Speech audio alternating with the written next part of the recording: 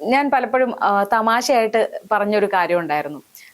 മുഖ്യമന്ത്രി പിണറായി വിജയനെതിരെ ധർമ്മടത്ത് മത്സരിക്കാൻ ആരും തയ്യാറാവില്ല എന്നൊക്കെ നമ്മളിങ്ങനെ വെറുതെ നമ്മൾ സംസാരിക്കുമ്പോൾ പറയുമ്പോൾ എനിക്ക് മത്സരിക്കാൻ താല്പര്യമുണ്ട്, മുഖ്യമന്ത്രി പിണറായി വിജയനെതിരെ ഒന്ന് മത്സരിച്ചാലോ എന്ന് പറഞ്ഞിരുന്നു. പക്ഷെ ഇപ്പോ ചില ഇടങ്ങളിൽ നിന്ന് കേൾക്കുന്ന ഒരു ഇൻഫർമേഷൻ എന്താണെന്ന് വെച്ചാൽ ഷാഫി പറമ്പിൽ മുഖ്യമന്ത്രിക്കെതിരെ ധർമ്മടത്ത് മത്സരിക്കുന്നു എന്ന്.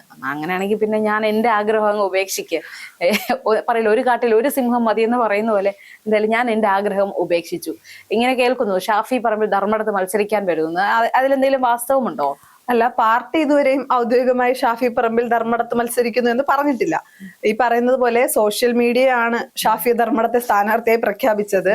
പല നേതാക്കളും ആൾക്കാരുടെ ഒരു ആയിരിക്കാം പല നേതാക്കളോട് ചോദിച്ചപ്പോഴും പാർട്ടിക്കകത്ത് അങ്ങനെ ഒരു ചർച്ചയില്ല. കാര്യം നമുക്കറിയാം, വടകരയിലെ MP ആണ് നിലവിൽ ഷാഫി പറമ്പിൽ.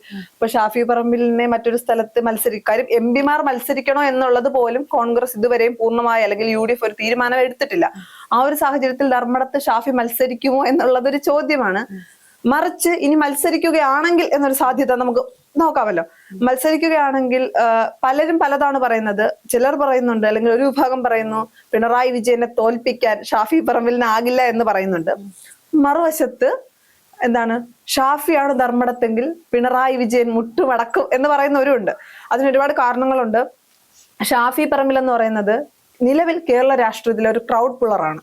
നമുക്കറിയാം, ജൂനിയർ ഉമ്മൻചാണ്ടി എന്നാണ് സോഷ്യൽ മീഡിയ ഷാഫിയെ വിളിക്കാറ്. പിന്നെ നമ്മൾ സ്ഥാനാർത്ഥി ആയിരിക്കുന്ന സമയത്ത്, ഷാഫി വടകരയിൽ സ്ഥാനാർത്ഥിയായി വന്ന സമയത്ത് സോഷ്യൽ മീഡിയയിൽ ഇൻസ്റ്റഗ്രാമിലടക്കം കണ്ട ഒരു കമന്റ് എന്ന് പറയുന്നത് ഷാഫി വെറും റിയൽ മാൻ അല്ല എന്നാണ്.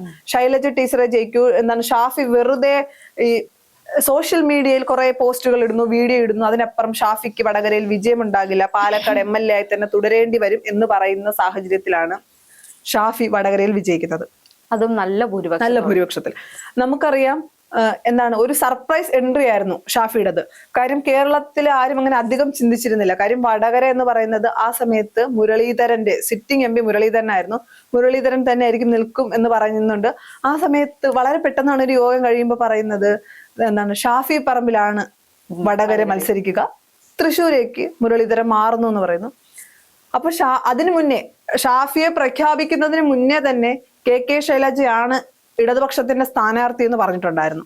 അപ്പൊ എല്ലാവരും വടകര കോട്ട കോൺഗ്രസിന്റെ കയ്യിൽ നിന്ന് ശൈലജ ടീച്ചർ തിരികെ പിടിക്കും.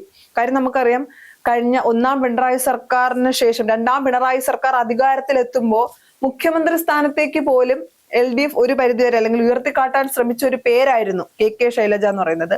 എന്റെ ഒരു വ്യക്തിപരമായ അഭിപ്രായത്തിൽ ഞാൻ പറയാം, KK ശൈലജയെ പാർട്ടി ഒതുക്കിയതാണെന്ന് വിശ്വസിക്കുന്ന ആളാണ് ഞാൻ.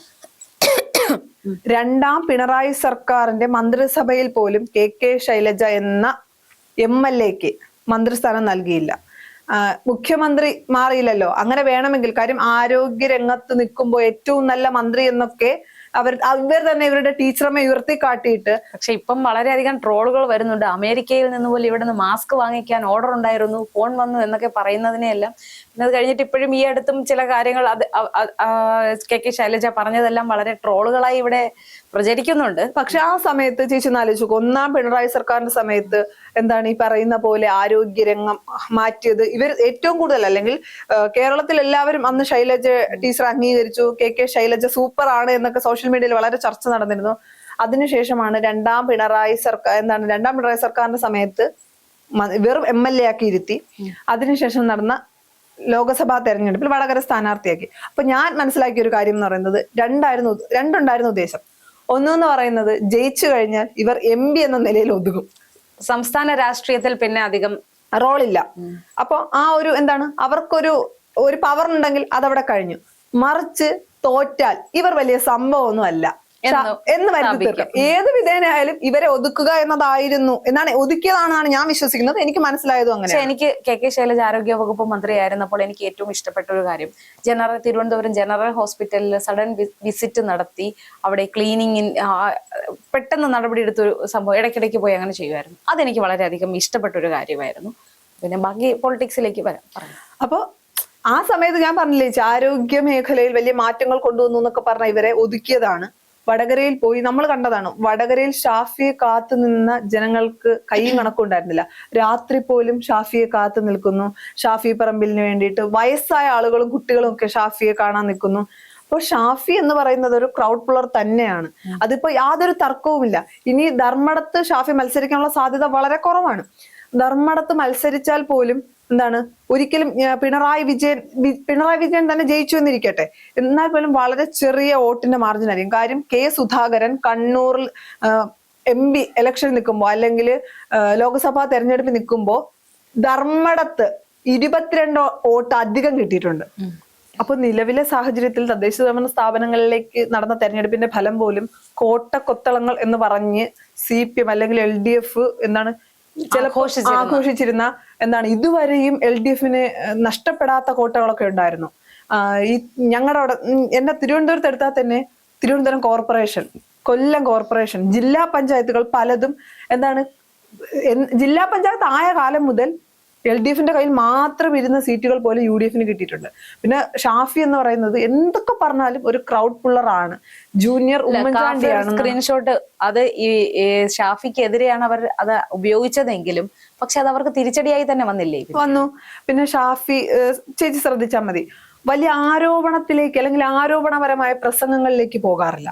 കഴിഞ്ഞ ദിവസം തന്നെ ഷാഫിയോട് ഏതോ ഒരു ഇന്റർവ്യൂവിൽ മറ്റു ചോദിക്കുന്നുണ്ടായിരുന്നു, ഷാഫി പറമ്പിൽ ഭയങ്കര എഡിറ്റഡ് ആയിട്ടാണ് സംസാരിക്കുന്നത് എന്ന് ചോദിക്കുമ്പോൾ പറയുന്നു, ഞാനൊരു പ്രസ്ഥാനത്തിനൊപ്പമാണ് നിൽക്കുന്നത്, ഞാൻ ആ പ്രസ്ഥാനത്ത് നിൽക്കുമ്പോൾ ഞാൻ എഡിറ്റഡ് ആയി തന്നെ സംസാരിക്കണം, എന്റെ വായിൽ നിന്നൊരു നാവ് പിഴ ഉണ്ടായാൽ അത് ആഘോഷിക്കാനായിരിക്കും നിങ്ങൾ അടക്കമുള്ളവർ ശ്രമിക്കുന്നത്. അപ്പൊ ഞാൻ തെറ്റായൊന്നും പറയുന്നില്ലല്ലോ. കാരണം രാഹുൽ മാങ്കൂട്ടത്തിൽ ഒതുങ്ങി, അടുത്ത ലക്ഷ്യം ഷാഫി പറമ്പിലാണ് എന്ന് ഇടത് പല ഗ്രൂപ്പുകളിലും, അതായത് ഇടത് അനുകൂല പല ഗ്രൂപ്പുകളിലും, ഫേസ്ബുക്ക് ഗ്രൂപ്പുകളിലും വാട്സപ്പ് ഗ്രൂപ്പുകളിലും എല്ലാം പ്രചരണം തന്നെ ഉണ്ടായിരുന്നു.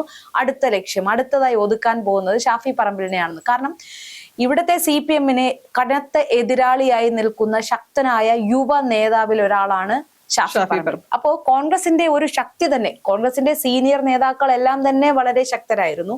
അത് കഴിഞ്ഞിട്ട് അടുത്ത യുവനിരയിലേക്ക് വന്നാൽ CPMനെ അപേക്ഷിച്ച് CPMന്റെ DYFI നേതാക്കളും CPMലെ തന്നെ പ്രായം കുറഞ്ഞവരെയും തമ്മിൽ വെച്ച് താരതമ്യപ്പെടുത്തിയാൽ അവർക്കുള്ളത് ആരൊക്കെയാ? ഒരു ആർഷോ, ഒരു ജയ്ക്ക് തുടങ്ങി കുറച്ചു പേരാണുള്ളത്. അപ്പോ ഇപ്പുറത്തെ സൈഡിൽ വന്നാൽ എന്താ, ശക്തരായ ഷാഫി പറമ്പിൽ, മാത്യു കുഴൽനാടൻ തുടങ്ങി നിരവധി പേരുണ്ടായിരുന്നു. അതൊരു ശക്തമായ നിര തന്നെയാണ് ആ നിരയുടെ. പക്ഷെ അതിൽ രാഹുൽ മാങ്കൂട്ടത്തിൽ കൈവിട്ടു പോയി. അത് പാർട്ടിക്ക് പുറത്തും അല്ല. ചേച്ചി ഞാൻ പറയട്ടെ, ഷാഫി എന്ന് പറയുന്നത് ഒരു സാധാരണ എന്താണ് ഒരു യൂത്ത് കോൺഗ്രസ്സുകാരൻ അല്ലെങ്കിൽ വെറും ഒരു MP, സാധാരണ ഇവർ അങ്ങനെ പറയാറുണ്ട്, വെറും MP എന്നുള്ളൊരു ലേബലാണ് ജനങ്ങൾക്കൊന്നും എന്താണ് ജനങ്ങൾക്ക് ആ ഒരു എന്താ ഇപ്പൊ വടകരക്കാർക്ക് മാത്രം അല്ലെങ്കിൽ പാലക്കാടുകാർക്ക് മാത്രമാണ് സ്നേഹം എങ്കിൽ നമുക്ക് നോക്കാം.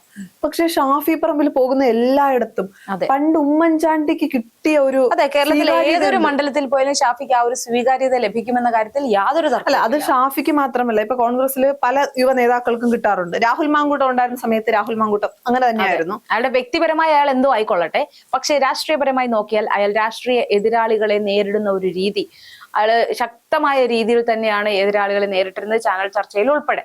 അപ്പൊ അതുകൊണ്ട് തന്നെ അതുപോലെ മാത്യു കുഴൽനാടൻ, അദ്ദേഹവും എങ്ങനെയാണ് എതിരാളികളെ നേരിടുന്നത്? ഡാറ്റ വെച്ചിട്ടാണ്, അല്ലാതെ വെറുതെ എന്തെങ്കിലും പറഞ്ഞ് ജയ്ക്കൊക്കെ ഇരുന്ന് ഒരു ചാനൽ ചർച്ചയിൽ സംസാരിക്കുന്ന കേട്ടാൽ നമുക്ക് നീ പഠിച്ചിട്ട് വന്നൂടെ എന്ന് തോന്നുന്ന രീതിക്കാണ്. അപ്പൊ അതുകൊണ്ട് തന്നെ യുവനിര, കോൺഗ്രസിന്റെ യുവനിരയെ തകർക്കുക എന്നത് പ്രത്യേകിച്ചും അവരുടെ ഒരു ലക്ഷ്യം തന്നെ, ഒരു ഹിഡൻ അജണ്ട തന്നെയായിരുന്നു. അതിൽ നിന്ന് ഇപ്പൊ ഈ എഡിറ്റഡ് സംസാരം എന്ന് പറഞ്ഞത്, അതിൽ നിന്നാണല്ലോ നമ്മൾ ഇവിടെ എത്തിയത്. അപ്പോൾ ഷാഫിക്ക് അങ്ങനെ സംസാരിച്ചേ മതിയാവൂ, ഒരു നാവുപിഴ മതി ഇവർക്ക് ഒതുക്കാൻ. കാരണം ഇവർക്ക് സൈബർ പോരാളികൾ വളരെ സജീവമായിട്ടുണ്ട്. അല്ല, ധർമ്മടത്ത് ഷാഫി മത്സരിക്കും എന്ന് പ്രചരിപ്പിക്കുന്നത് പോലും ചിലപ്പോൾ ഇടത് സൈബർ ഇടമാകാൻ സാധ്യതയുണ്ട്. കാര്യം അവർ പറയുന്നത് എന്താണ്, പിണറായി വിജയനെ തോൽപ്പിക്കാൻ ആകില്ല ആർക്കും. അപ്പോൾ ഷാഫി അവിടെ വന്നാൽ ഷാഫി തോൽക്കും എന്നുള്ള രീതിക്കും കാർഡുകൾ വരുന്നുണ്ട്. അപ്പോൾ ചിലപ്പോ ഒരു ഇടതുപക്ഷ മനോഭാവമുള്ള ആളുകളായിരിക്കണം ഈ കാർഡുകൾ പുറത്തുവിടുന്നത്. അപ്പോൾ എന്തായാലും നിലവിലെ സാഹചര്യത്തിൽ ഷാഫി പറമ്പിൽ ധർമ്മടത്ത് മത്സരിക്കാൻ സാധ്യതയില്ല. കാര്യം നിലവിൽ MP ആണ്. MP-മാര് മത്സരിക്കണമെന്ന് പാർട്ടി പോലും തീരുമാനിച്ചിട്ടില്ല. മത്സരിച്ചാൽ അതൊരു മത്സരം ആയിരിക്കും. അങ്ങനെ ധർമ്മടത്ത് ഷാഫി പറമ്പിൽ മത്സരിച്ചാൽ കേരളം മുഴുവൻ ഉറ്റുനോക്കുന്ന ഒരു നിയോജകമണ്ഡലം എന്ന് പറയുന്നത് ധർമ്മടം മാറും. അതിൽ യാതൊരു തർക്കവുമില്ല. പിണറായി വിജയൻ ഒരു പക്ഷെ തോറ്റാൽ പോലും അതിശയപ്പെടാനുമില്ല.